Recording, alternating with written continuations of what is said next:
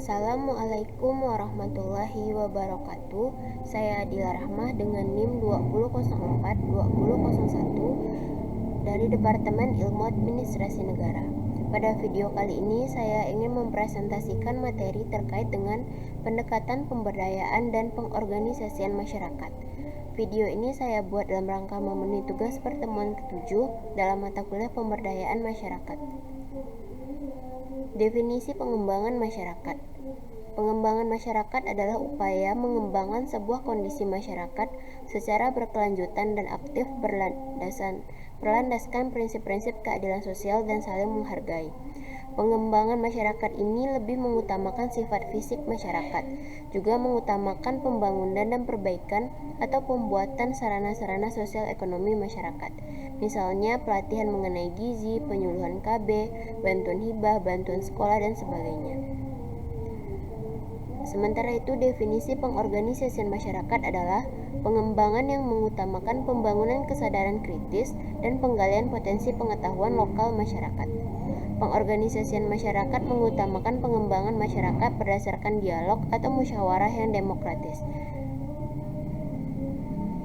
Secara umum, metode yang dipergunakan dalam pengorganisasian masyarakat adalah penumbuhan kesadaran kritis, partisipasi aktif, pendidikan berkelanjutan, pembentukan dan penguatan pengorganisasian masyarakat. Semua itu bertujuan untuk melakukan transformasi sistem sosial yang dipandang menghisap masyarakat dan menindas masyarakat.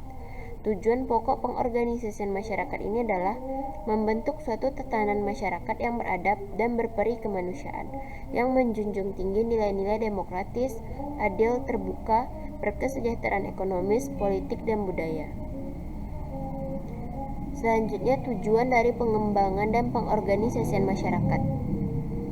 Secara mendasar, pengorganisasian diarahkan untuk meningkatkan kesadaran kritis masyarakat dan di sisi lain mempersiapkan basis sosial bagi tatanan dan situasi yang baru dan lebih baik yang ingin diciptakan. Mengembangkan peningkatan kapasitas dan daya tawar masyarakat juga menjadi tujuan dari pengembangan dan pengorganisasian masyarakat.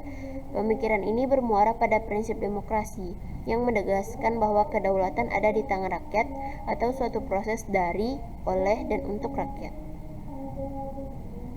Prinsip-prinsip pengorganisasian masyarakat. Yang pertama, keberpihakan. Pengorganisasian masyarakat harus menitik beratkan pada lapisan bawah yang selama ini selalu dipinggirkan, sehingga yang menjadi basis pengorganisasian masyarakat adalah masyarakat kelas bawah. Yang kedua, pendekatan holistik. Pengorganisasian masyarakat harus melihat permasalahan yang ada dalam masyarakat secara utuh dan tidak terbagi-bagi. Ketiga, pemberdayaan. Muara dari pengorganisasian masyarakat adalah agar masyarakat berdaya dalam menghadapi pihak-pihak di luar komunitas, yang pada akhirnya posisi tawar masyarakat meningkat dalam berhubungan dengan pemerintah dan swasta. Yang keempat, hak asasi manusia. Kerja-kerja pengorganisasian masyarakat tidak boleh bertentangan dengan HAM. Kemudian yang kelima, kemandirian. Pelaksanaan pengorganisasian masyarakat harus ditumpukan pada potensi yang ada dalam masyarakat, sehingga penggalian keswadayaan masyarakat mutlak diperlukan. Yang keenam ada prinsip berkelanjutan, dan yang ketujuh prinsip partisipatif, dan 8 keterbukaan. Kemudian yang ke-9 ada prinsip tanpa kekerasan, yang harus menghindari bentuk-bentuk kekerasan baik fisik maupun psikologi. Dengan demikian, proses yang dilakukan bisa menarik simpati dan dukungan dari berbagai kalangan dalam melakukan perubahan yang akan dilaksanakan. Dan yang ke-10, prinsipnya adalah praksis. Proses pengorganisasian masyarakat harus dilakukan dalam lingkaran refleksi aksi secara terus-menerus, sehingga semakin lama kegiatan yang dilaksanakan akan mengalami peningkatan baik secara kuantitas dan terutama kualitas. Pendekatan pemberdayaan masyarakat. Terkait kegiatan pemberdayaan, Nagel tahun 1997 mengemukakan apapun pendekatan yang akan diterapkan harus memperhatikan beberapa hal. Yang pertama, tujuan yang ingin dicapai melalui kegiatan pemberdayaan. Yang kedua, transfer teknologi yang akan dilakukan. Yang ketiga, pengembangan sumber daya manusia atau fasilitator yang akan dilakukan pemberdayaan.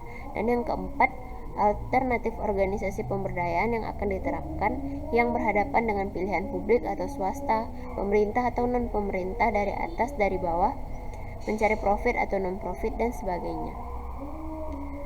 Kartasasmita tahun 1997 juga menyatakan pemberdayaan masyarakat hendaknya mengikuti pendekatan yang pertama upaya yang terarah, kedua harus langsung mengikut sertakan atau bahkan dilaksanakan oleh masyarakat yang menjadi penerima manfaat, dan ketiga menggunakan pendekatan kelompok.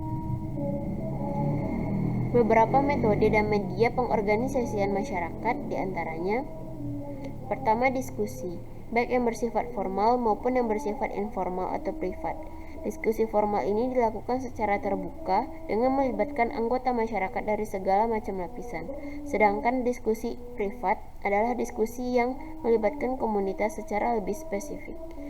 Kemudian yang kedua, pelatihan yang ditujukan pada anggota masyarakat yang nantinya akan mampu menjadi aktor utama dalam pengorganisasian masyarakat.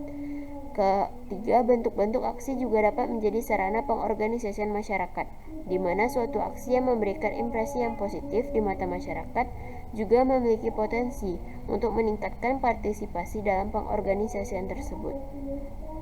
Kemudian metode dan media terakhir adalah sarana kampanye dan sosialisasi, juga dapat dilakukan melalui berbagai cara, yaitu dalam bentuk selebaran, radio komunitas, buku, majalah atau koran, video hingga seni pertunjukan.